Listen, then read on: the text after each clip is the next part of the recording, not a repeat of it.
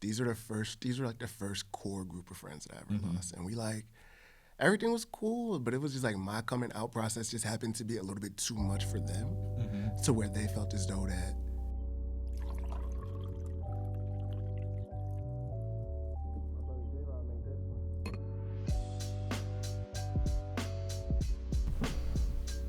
ready.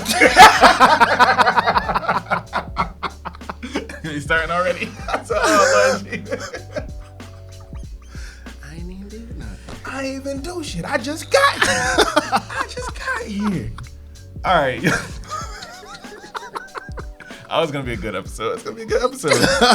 All right, y'all. Welcome to Keepin It a Bean. Keepin It a Bean is a podcast where we have authentic conversations, critical conversations, but also just pure nonsense over a cup of coffee or tea. You know, this episode we're recording a little later at night, so we have a little bit of tea in our systems tonight. Keepin It a Bean. Catch these mugs as well. Boom. These are Button Black Stationery by Tasha. Shout out to Tasha for creating these mugs for me. I appreciate you. That's a black queen, so go support black business as well. So if you are new here, my name is Marquise Davon. Keys, this American Negro. Don't ever call me Mark. I don't do that. Y'all know the rules. Every time I say it, every single damn episode. Okay? Other than that, if you are not new here, welcome back to the channel. I appreciate y'all for checking in with me every single week, engaging in the comments below, and all that good stuff. I want to give a quick, huge shout out to Yassine of Mama's Boys Cafe. Again, they are sponsoring this episode with the Self-Love brand. I appreciate you. This blend is molasses and tart cherry with a touch of mocha. It sounds lovely. One thing I'm gonna be bougie about is my coffee. And I tell you, I can't wait to put this into the grinder, grind it on up, put it in my French press, and let it sit there and marinate so I can get every single flavor possible out of this. Make sure to stop by Mama's Boys Cafe digitally and get yourself a blend as well. So, now that all the good stuff is out of the way, the last thing you can do is support this here podcast. If you're watching it on YouTube, make sure to like and subscribe to this video.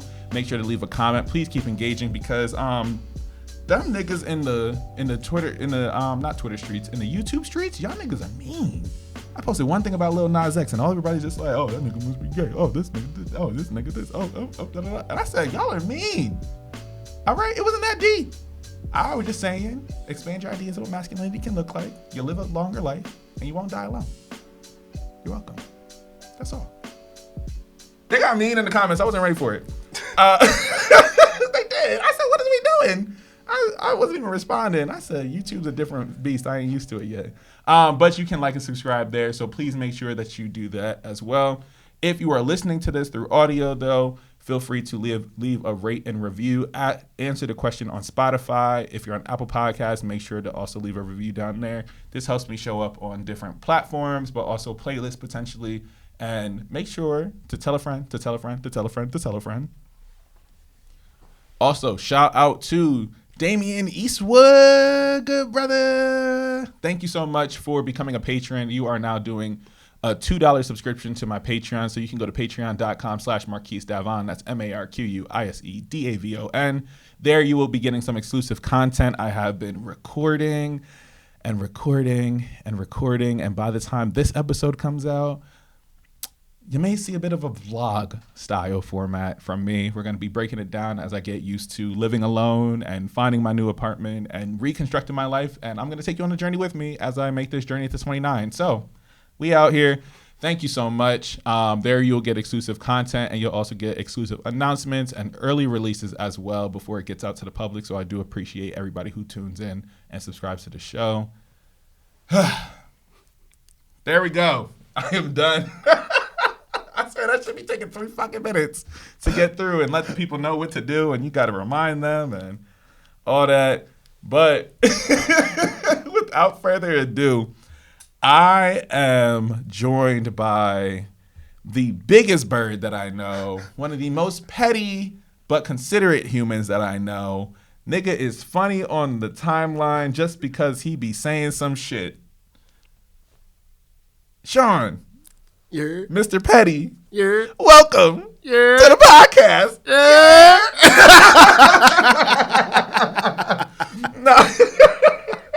Nah, I definitely was excited to have you on the show because one, it's gonna be very unserious, grossly unserious. Yeah. But also, Sean is somebody that I really admire, especially with the level of intention that he brings to his friendships.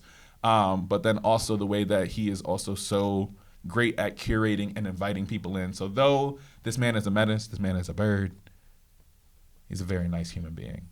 I'll be honest. I try. I really, really do. No, you succeed.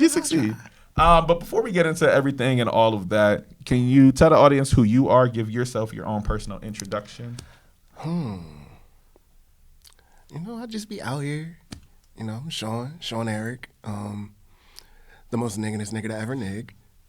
I like that because that's so accurate. Yeah. That's very accurate. My girlfriend Lauren dubbed me that, and I've been rocking with it ever since. And you succeed. Yeah. But I just be chilling. I work. I clown. I relax. I stay out the way. I be out the way. No, that's one thing I can say to be true. This nigga stay out the way. I be out the way. Just me and Coretta. That's it. You really call that man Coretta on this podcast? I am going to call that man Coretta on this podcast. Oh, my gosh. I'm so sorry for you. I know you woke up next to this nigga, and he looked over at you and he said, "That's my Coretta." Yes. I know this man was so upset with you. I know he had to roll his eyes. How did he respond in that moment? Ret was a little annoyed by it. You said Ret? Yeah, Ret. That's his nickname for Coretta? Big Reddy, Ret, all that.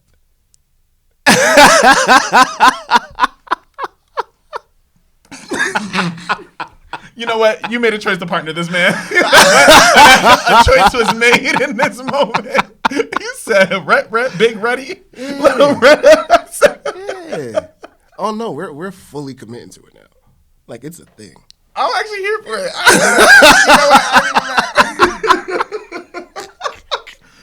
Oh, Sean, to be your partner must be an experience for anybody. It's never a dull lucky moment. Man. It's never a dull moment. Ever. I'm a hoot.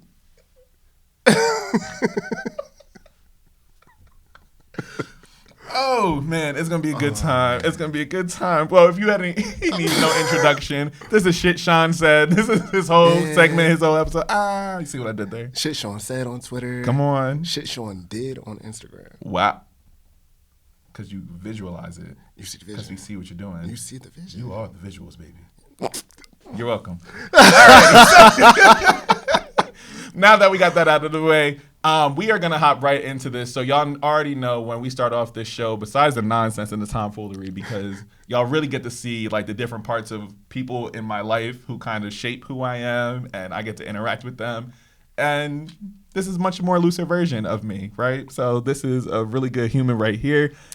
Now we're going to get into the Keepin' It a Bean section. The Keepin' It a Bean section can be any kind of hot take that you want, whether it's personal, something that's happening in the world, something you've seen on TV, pop culture, whatever you want it to be. You get to have your hot take. You again, keep it a bean. Very honest, unfiltered. I can use profanity, yeah? Yeah, nigga, yes! Oh. Yes. Well, fuck the Eagles. I'm extremely disappointed with them niggas. Them niggas completely folded. I thought this year was going to be a repeat. I really, really did. I swore this was going to be it. And the niggas disappointed me. And they really disappointed me last night. But it's a bad job. Did you lose money? Oh, I would never bet on that. Oh. My FanDuel days are over. Mm-hmm. No.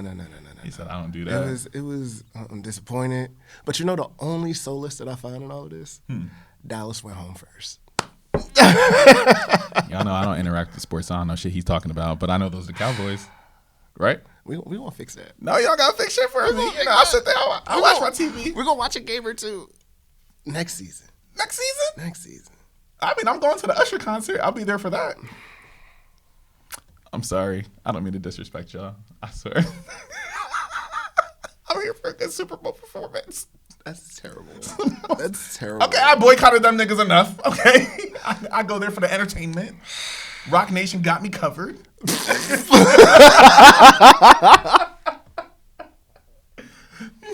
I support my capitalists. Oh, gosh. Thank you. Hova. Thank you. Okay. Shit. But yeah, I'm very, very, very, very, very hot with the Eagles still. They need to fire everybody as far as I'm concerned. And yeah.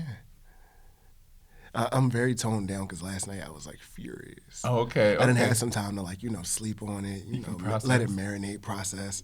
I'm going through my stages of grief. Oh. Did you accept it yet? We're at acceptance. Okay. We're at acceptance. Okay, he's at acceptance. Mourn the football season. Okay. But we good. I'm proud of you. I'm happy for you. Look, growth. Growth. We're in the season. Oh, shoot. Oh, it's my turn. If I'm going to keep it a bean, stop messaging me after work hours. I don't believe in work after 5 o'clock. Honestly, I don't believe in work after 4 o'clock. Anytime that somebody tries to host a meeting at the end of the day, I'm confused as to why you do it. I was mad as shit. Because somebody tried to host a meeting, last minute meeting, at 3:45 on a Friday. Oh, no, they play. I said, no, why would you ever play in my face like that? Yeah, no, they play. No. Why would you do that? Now, it's still within the work hours, but I just felt offended that it happened. But I had some people try to hit me up over the weekend or shoot me some emails and be like, oh, you didn't answer. I don't believe in that. Those are brunch hours that you're asking me to do. Happy hours. No. Your messages do not make me happy. Reclaiming your time. Because if I got to answer that one email, that means I'm coming late to work at least 3 hours on the following week. Whatever time that you spend to respond is the time that you have to reclaim. Oh, my gosh. And that's exactly how it's going to go. Listen. Yeah, I was mad as shit. No, I got to say, like, I'm really into, like, work-life balance and creating boundaries and, working in a realm of, like, human services and, like, especially, like, education. Feels like you're always on. And I said, not I. I will not always be on. I will absolutely have time for myself. That's all I ever asked for in a job. I said, that's my first question I ask any interview. So what's your work-life balance? Do you find balance here? Do you like it? And if they give me, like, some bullshit answer, I know they're lying. But I was like, oh no, okay. So I'm gonna have to add that in my interview question repertoire. I'll never really.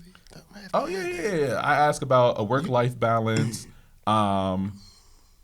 What, and then I kind of like switch it up on them of just like, what are some rooms of improvement for this job? And then what does success look like in this position? If they're unable to like articulate what success looks like in this position, that low key kind of gives me a semblance of like, all right, well, do you have direction as my supervisor to be able to articulate success in a position? And if not, it gives me an idea of what your management style is, but then also lets me know, especially, my Virgo ass be Virgoing.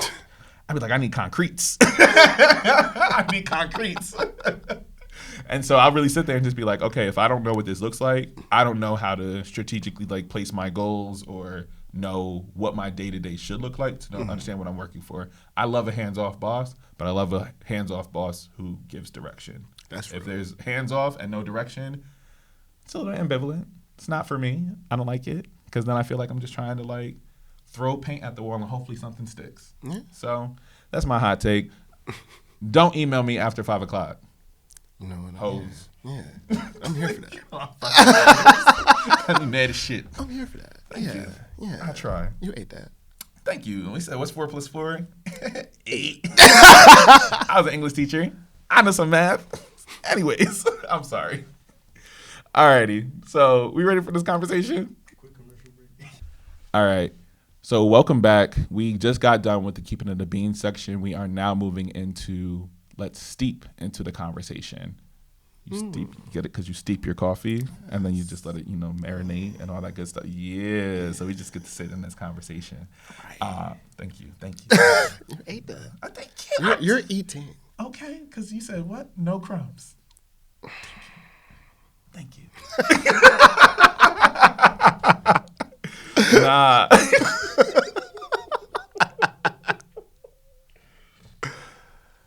All right. Nonsense. But what I wanted to talk to you about is really your ability to like create community. I think ever since I met you, I have always seen you cultivate, and specifically you cultivate community with so many different types of black men. And like you exist in such a really cool space, no matter sexuality, wherever they end up, and all of that stuff, right? And different walks of life. And I think you do a really, really awesome job of making intentional time for your friends, right? And so before we even get there, what does friendship mean to Sean? Honestly, I just look at friendship as like family. Like I don't really have all of my friends, everybody that I'm friends with for the most part, like they family. They come to family functions, barbecues, holidays. Like it's more than just being my friend. Like I don't. That's why I take it. So I take all my friendships very seriously. I take them all very personal. Like these my people. This is the family I get to choose, and I treat them as such. Like. And I love that because it's something I think you model it really well. You embody it so well. And what I'm curious about is like, when did that start for you? Like, how did you learn to cultivate that friendship, and how early did that start? It's always really kind of just been a thing. Like literally since like middle school. Like I found me a group of friends. We all rolled together till high school. Went to college, came out the closet, lost those friends. Okay. Can you get into that just a little bit more? Like as you learned more about yourself and like- you were able to come out, what was that like to you? Because I'm assuming these are probably some of the first friends you've actually lost. These were like the first core group of friends that I ever lost. And we like, everything was cool, but it was just like my coming out process just happened to be a little bit too much for them to where they felt as though that the friendship was too much for them to maintain. And I understand because at that time we were like 18. Yeah. We're 18, 19 years old. You don't have the emotional intelligence that you have as you grow up to be able to be mature enough to maintain that friendship when you're ignorant. So, over time, like I fell out with them, went away to school, came back home from school, and coming back from home from school, I was able to start forming different friend groups from working jobs. Working random jobs here and there and meeting friends along the way.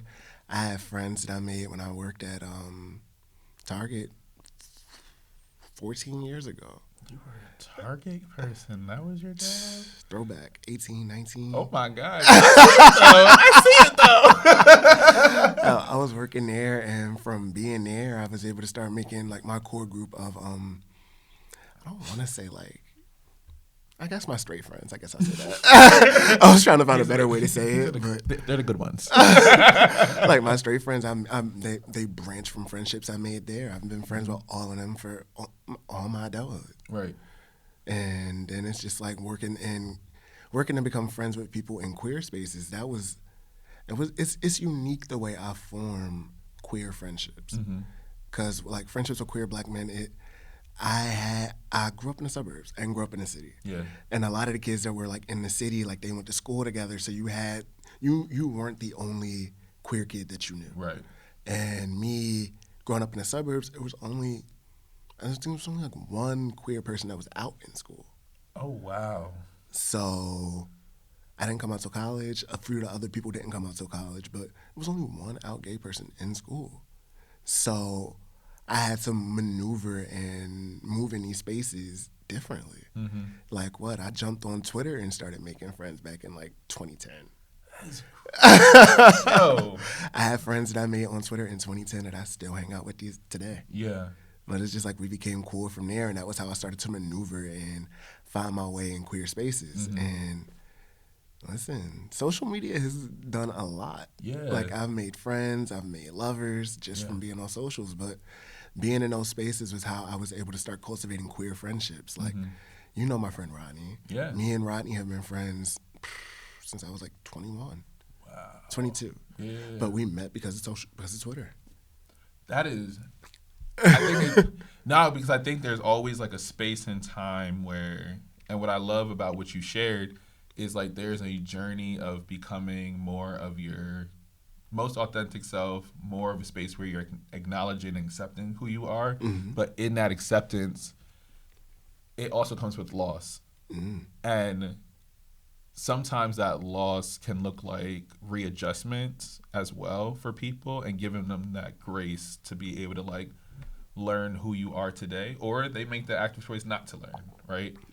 And so can you lean into a little bit more of like how you navigated your straight friendships and then leaned into finding like that the queer friendships that you were able to cultivate? Because I agree with you. Those are two different experiences, right? And so I'm curious to see like what your experiences, and then we can cross reference.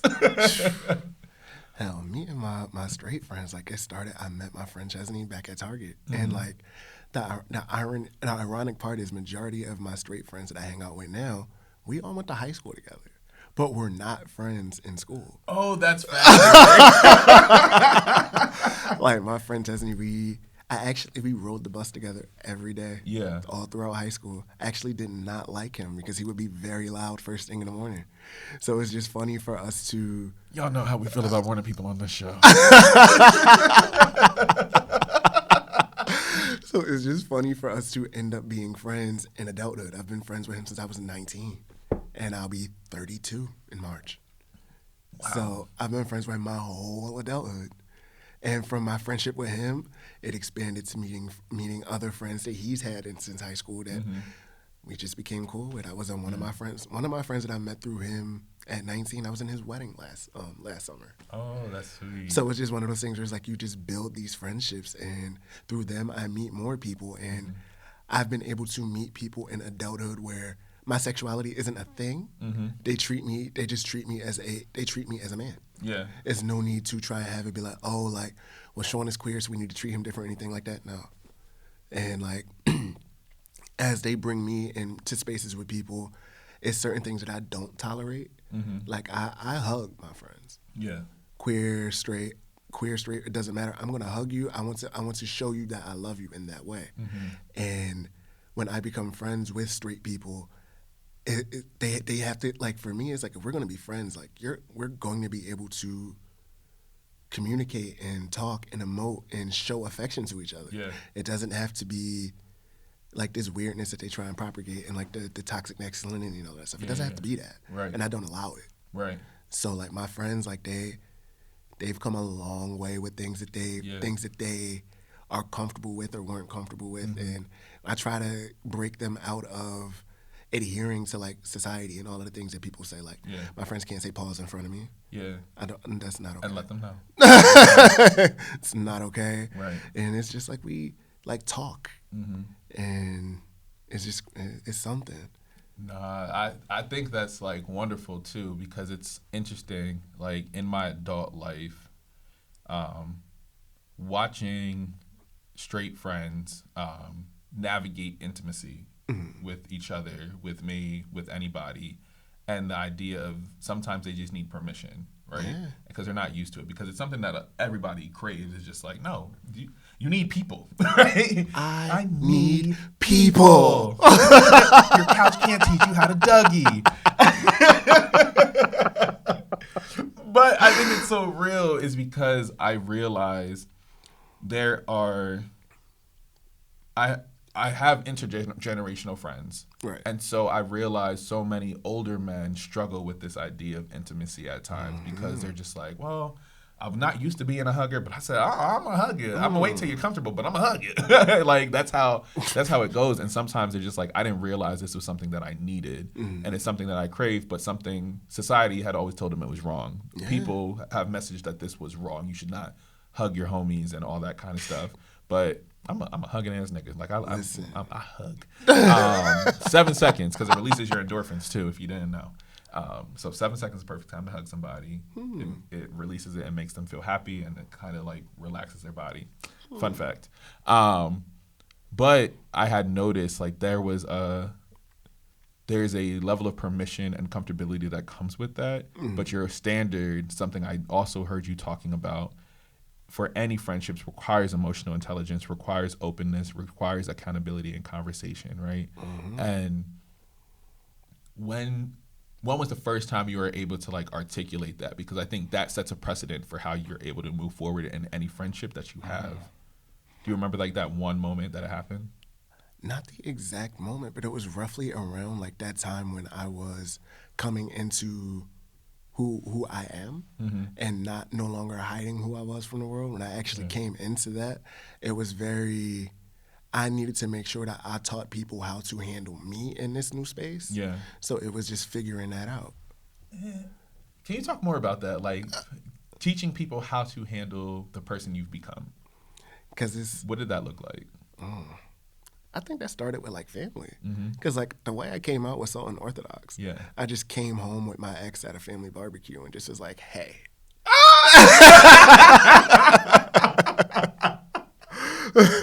And it was just like a situation where everybody was like, and it was like, it is what you think it is. Yeah. And that was it. Right. And then going from there, when people wanted to talk about it, it was like, well, this is what we're going to, this is what you can say, this is what you can't say. Yeah. If you move in ways like this, you will not have my presence around you. Oh, period. And it was just very much protecting my peace and coming into who I was as a person. Like I was leaving my childhood and coming into my adulthood, and coming into that adulthood, I was very particular in how people handled me.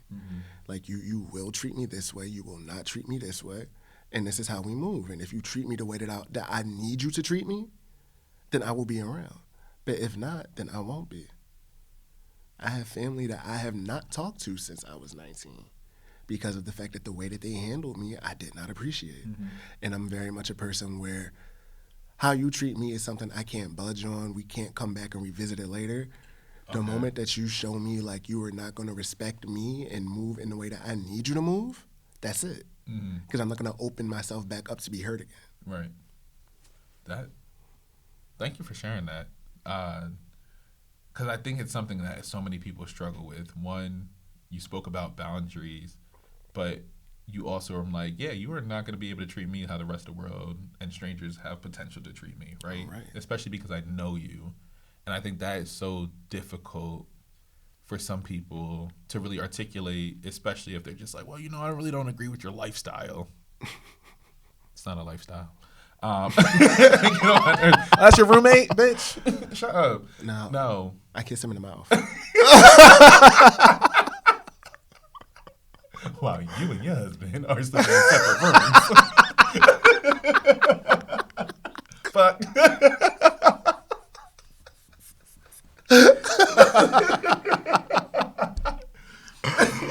Nah, but I think I love that so much, because now it makes me also think around, like, even when, because my friends growing up, we were all over the place, to be honest. Like, it's men, women, straight, gay, bisexual, everywhere in between.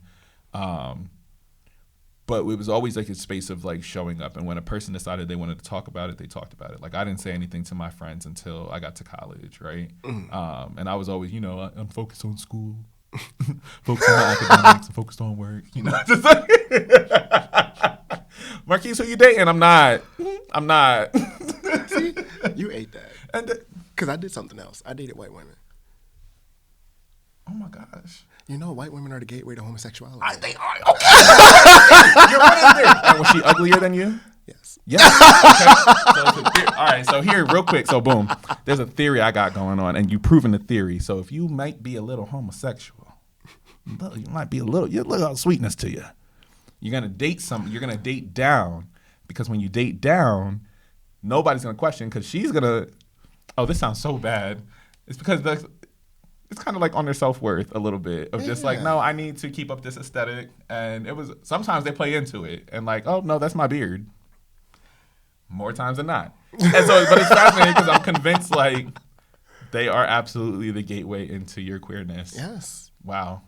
That's why with the white woman. I like side-eye. Most black men that I see with white women, that's why Wow.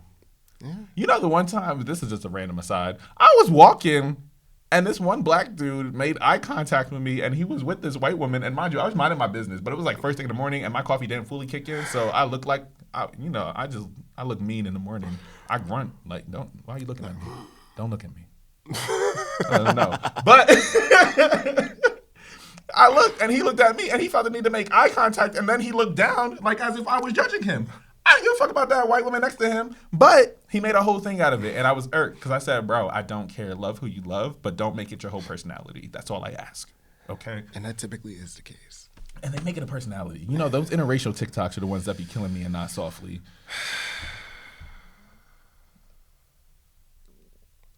Okay, that's my next question.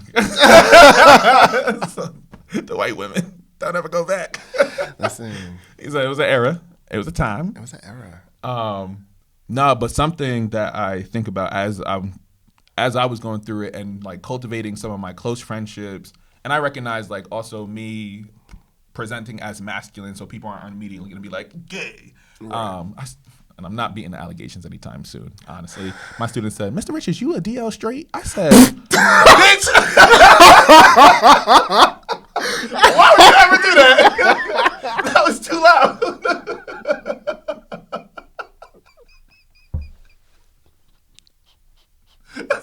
I wasn't ready. No, because neither was I. I too was in shock. I said, "Well, shit." He said, "Well, I don't know, cause like, you know, you're not like a lady." And I said, "That's femophobic, but we're gonna unpack that." But I was shook because I was just like, it was interesting because they had like one conceptual idea of what like queerness or gay men would because look like. That's what is portrayed in like, the media and stuff like that. And I said, "No, we're all different. We all come in shapes and sizes." Yes. But they were just like shook because they were just like, "Well, you know, like other people, they don't listen to like specific rap that you listen to, and you listen to da da da, and when you move, you don't even dress like you just got a swag to." And I'm saying, I'm just like, it does not matter. They were expecting a barb. Speaking of fucking barbs, I'm gonna let the wavy god live. Oh no! Get him. No, get him. I can't because y'all are different. Barbs are different. Get him. Scary. I'm gonna let you be great. I'm not gonna say too much. I'm gonna not get eaten up. Because I said, Listen, I only got one friend that's barb. Is he the only one? Listen. Oh my gosh. The wavy president is the and only then they just one. start going. All right, let's stop. I don't need them coming for me because I'm scared. That's a fan base I'm scared of. They will dox the shit out of me. Yes. No beef. No beef. Okay, but Hive over here. But yeah, so their conception of it is always different, and I always am cognizant of like even how I show up in my friendships because so many of them, and I had to stop them from saying it, but like they're like, "Oh yeah, you know, I'd be forgetting like you're queer, you're gay, da da da da," and I'd be like, you can't forget that. You can't forget that aspect. Like, it's not all of me. It's not like my full identity. But it's a part. But it's a part, right? And so I'm just like, there is a space where I had to teach them to be able to acknowledge all parts of me. Right. And that took a little bit of time, and it just took some reminding every once in a while. Because I know they didn't mean any harm by it. And I think it's just a reminder of just like, no, I don't say like, "Oh, I forgot you like women." Like, what's that sound like, right? Yeah. It's weird. But as I was able to find much more, specifically a black gay set of men to like be friends with, there were just things that I didn't have to explain anymore, right? There weren't things that I had to just be like, all right, well, if I say this, then I got to explain this, and you know, we go through the conversations and whatnot. But I started to find myself, it was just like, oh, there's a different level of like comfort and a culture here that people just don't get. And it was something new and exciting for me because I've always been so just like, well, I'm friends with whoever has like just a good spirit and a good energy. Yeah. But when you are able to find so many people who share a common identity, it does hit a little different. And so like, what was that like to navigate having a mixed group of friends, straight friends, and then being in a space where all of you is not under question or there's no learning that has to be happening at that time? What was that like for you? Interesting. It was interesting in trying to find space for me in that space and trying to find my tribe. Like it took time, and like shout out to social media again. Like if it wasn't for social media, I would not have been able to find friends in queer spaces because again, I didn't grow up in a city. Right. I was like one of 4 people that were queer that I know of now. It still makes me shook because he said he didn't grow up in no city, and he act like a smooth hood rat. Look, hood booger. I'm Philly adjacent. He said Philly adjacent. Shout out to Delco. Oh, but I love that for you. Like it was just interesting finding like friends in queer spaces through social media, and then you go through I feel like everybody trying to find friends on social media, regardless, like queer or straight. Like you find that you go through finding like your tribe. Like some people you might connect on socials, but you don't vibe in real life. Yeah. And it's just like me, it just started with like, hey, let's just go hang out. Most of my friendships started out that way. Twitter, like, hey, let's link up, let's go get a drink, and going to get a drink, go from getting a drink on a random Friday to now we're going to get a drink every Thursday. Yeah. Like, it's just... And that to me is like one of my favorite things. Sean, I look forward to every single time. It's two things to be true about Sean. He gonna hit you with a with a selfie, and then he's gonna hit you with a selfie or a timeout with his friends that I think is really dope. So I look forward to your Thursday photos. Rest in peace to Thursday photos. Oh my gosh, no. We were going from Thursday link ups to Thursday FaceTimes. Oh no. Look, we lost one. I know. I'm so sorry. So it's like, but we keeping it alive. Yeah, no, but Thursday FaceTimes is so fun. Thursday FaceTimes with our own liquor. And then it's just going to be a thing where it's like if other people want to jump in, we'll invite other people in too. Like if you want to have a drink with us on FaceTime, we can make it happen. But that's just very much how I just am. Like you know, like I'm just very easy to, I'm quick to, oh, you're in Philly? Let's go get a drink. Yeah. Or if somebody hits me up and be like, oh, I'm in your city. Cool, let's go do it. Yeah. Just because you never want to not reach out to somebody or have like respond when somebody reaches out because you never know. Like for me, like you can meet your next best friend, or for me, like I'll meet people and you know I might not necessarily be in the same space of life where you are right now, but I have friends that you could kick it with and I'll introduce you and link you so you could find other friends. Like I have friends that have moved here and they come here, and I met one of my friends, like, I think that's the first week he was here in Philly. Didn't really know anybody. Me and him hung out with me pretty much the whole weekend. From there, I ended up introducing him to other friends I had, and now they're tight as hell. And it's just like, we're still cool, but it's like, you made a stronger connection with some of my other friends, and I'm glad that I was able to, meet you, and now you're in my like, you're in my community of friends, and you found community within that. Yeah, because one thing about Sean, he gonna invite you to a family cookout. Yeah. When I tell you, I fucked it's up. Gonna be something. Okay, because I said I should have went. Now there've been a couple times you were invited me, and I'm just like something always happens. It'd be tragic. So I have yet to actually get to a cookout and a function. And they come in, and you're gonna get the invite. Oh, ain't nothing but a word. And you know, it's always pull up. Got time. It's always pull up, bring a friend or two, Yeah. come hang out. But that's just always how I've been, because that's how my parents are. Like they're very like friendly people and try to invite people and do stuff like that. And that's just where I've gotten it from, and I try and create that in all spaces. Like You really about to be old. When you're the old head on the blog, they're gonna be like, y'all go to Sean's cookouts. That's Unc right there. It's gonna be Unc and Big Ready. We out here. Pull up and come get a plate. You're gonna really go with this Big Ready situation. That's crazy. Not letting that go. I ain't mad at you. I love it. But it's like, like finding and navigating and maintaining friendships in queer spaces is not as challenging as it was. Like growing up and trying to find your space and making sure that people aren't crossing your boundaries, because people do tend to cross boundaries. And they will. And they will. But it's like once you find and maintain and you maintain and move in those spaces, you kind of don't deal with people that, because people just kind of just get that vibe and get that energy from you, knowing like, okay, I can't do that here. Right.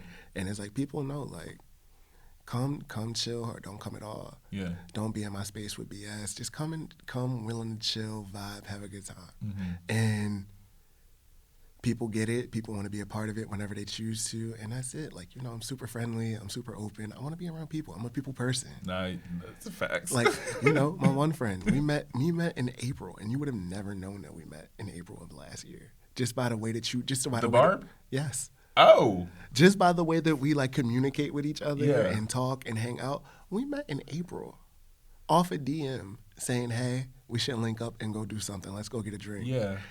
That DM turned into us going to I think it was like a festival they had in Rittenhouse, and we had pretty much hung out every week till he moved. That is crazy. I actually freaking love that so much. But it's just like, that's how easy it is to just make a friend. Once you find people that want to be cool and create that, and you just make it work. That's a fact. Oh, man.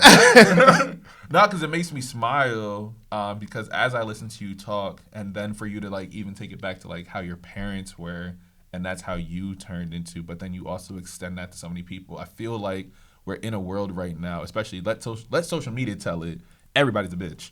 And nobody wants to be friends with anybody.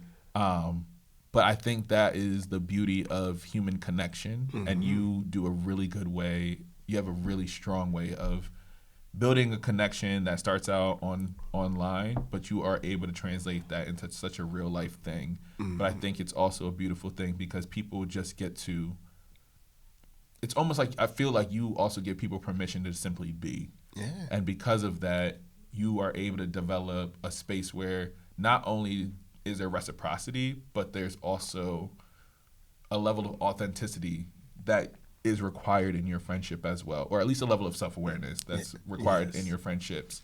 And so when you're able to do that, when you model it for other people and you embody it, other people are able to be like, oh, okay, well, now I get to just watch Sean do his thing, whether it's you making a mistake, whether it's you succeeding in something, learning something, taking accountability. All of that stuff to me matters because you do get to be in a space where I no longer, I won't say like I don't have an expectation of friends, but I have enough grace to sit here and watch us all just exist together. Exactly. Right? And so as you get to watch these things happen, I think it's something different than like as, and I hope I'm saying this right. When you are watching a friend and you are witnessing a friend and when you watch friendship happen, it's very different to like be in that space because now you are able to just accept like, oh, you are a human. But when there is a certain projection that you put onto some people or a certain level of expectations, there is an inability to allow them to make mistakes. Yeah. There's an inability to allow them to have those human moments if you're only looking at them in one way. And oftentimes when you meet people through social media, you see an exaggerated form of one aspect of them. Mm-hmm. You don't always see like all parts of them. Right. And so I think you do a really good job of being able to just witness, understand, have grace, but you also be like, but I will keep my boundaries. Yes. And so I just wanted to like give you your flowers on doing that because I think you do it so freaking well. Thank you. And I appreciate seeing that because it's something I think the world needs to continue to bear witness to. And even honestly, I said this nigga got so many people got some eyes on him now. I said, man, you feel that random social media following? Honestly, from what nude you put up? From my last public relationship, honestly. Really? And that was 2015. That last public relationship and just being public with it, and I guess people thinking it was cute. I mean, and I'm funny. Okay. Oh, that's interesting. That's honestly how it really just happened. Because I don't be doing shit. Yeah. I really just be chilling, and I just talk about what's on my mind and sports and music. Mm-hmm. That's it. Nothing. I just be chilling. No, it's refreshing to see. I can say that like every single time of just like, oh, there goes Sean with the Colgate smile. Boom. It's winning. Look, and y'all see I'll zoom in.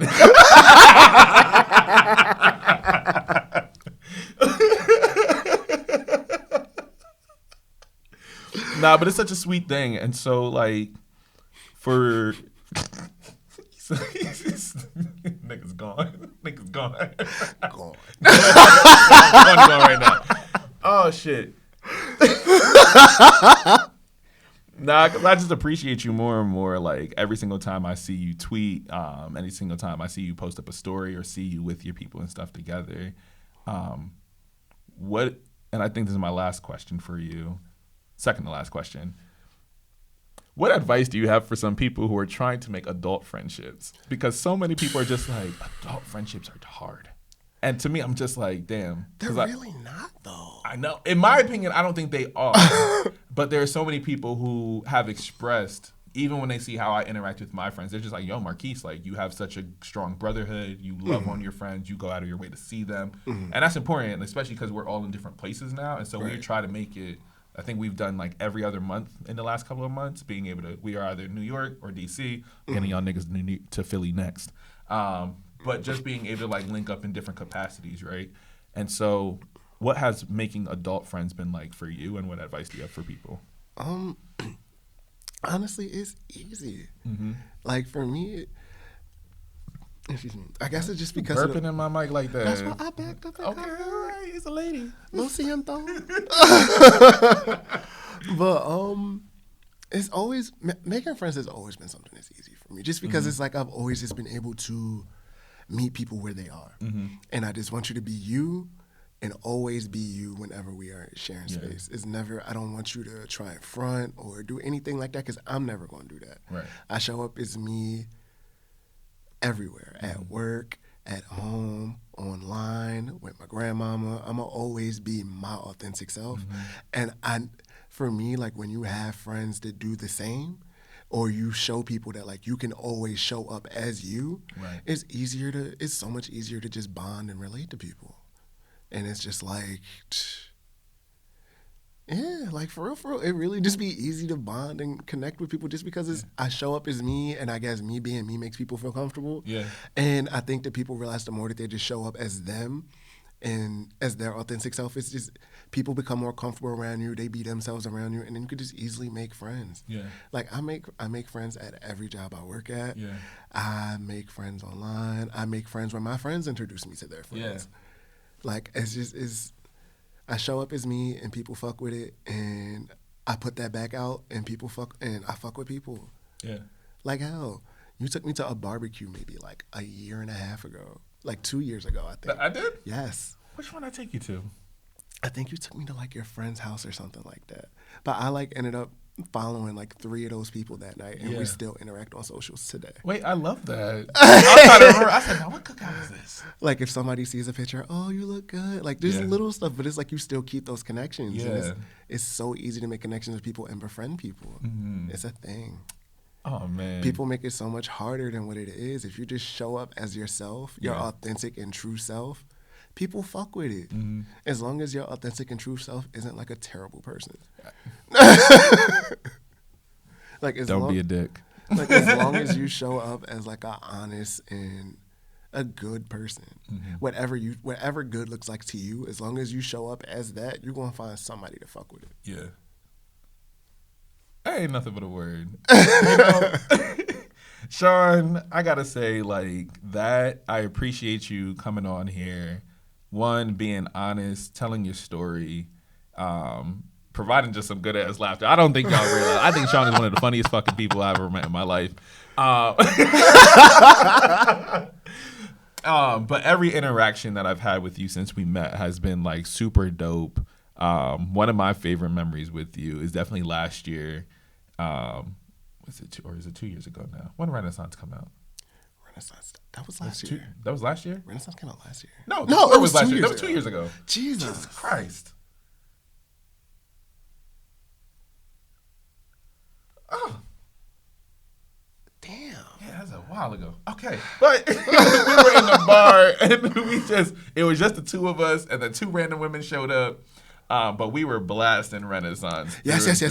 I think we listened to Summer Renaissance probably 3 or 4 times in a row. Yeah. That was that. Yeah, that was that shit. Yeah. But it was so much fun because I was just like, yes, we are just like thriving. We are at some bar in West Philly, and it was just a good ass time. And I was just like, this is quite literally like the epitome. Like we are able to just take up space, sing our hearts out, mind our business, enjoy our time. We met those 2 ladies. They joined us, and it was just a time. So if that is anything to say, no matter what, Sean, I know you are always going to spread joy. You're always going to spread laughter. He's gonna talk his shit. Yeah. That he will. I'm talking my shit. And his Mr. Petty. He is Sean the Petty forever in my phone. Allegedly, he's a little nicer.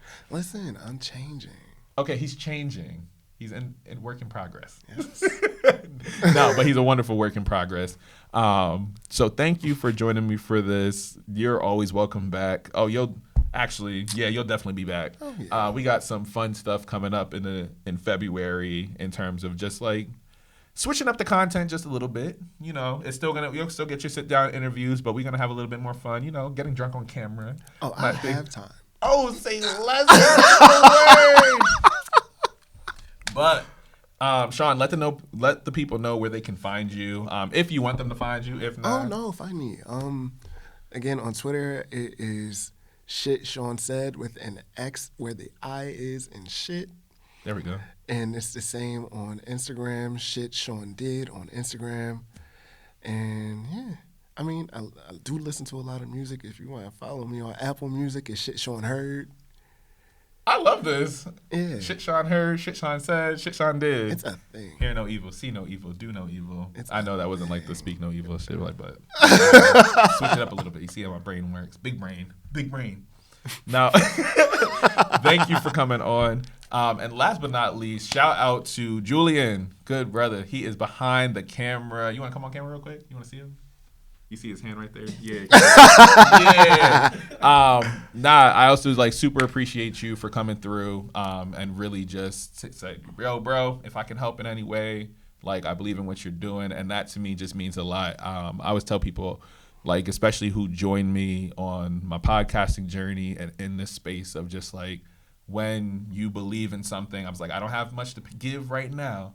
But whenever that time comes and when that time comes, I'll make sure to always give back when I can. So thank you for believing in the stuff that I do. Thank you for being able to help, because y'all don't understand, being a production and talent and producing and all that, it's a different beast. It is a different beast. And all so, look, okay, people all don't know it. But for me to be able to express just like what I was doing and for you to be able to reach out, it was as simple as a DM. I look forward to just working with you in any capacity, and anytime I can throw a oop, I will absolutely be throwing that, John, to make sure you get paid. I said, I know people who get you paid. It's just a matter of getting you in those spaces.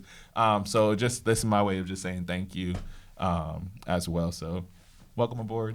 It's cool to have you. I look forward to just building more and more as we keep going. So thank y'all. Once again, remember, pour into the people who pour into you every single time. Give back when you can, pay it forward.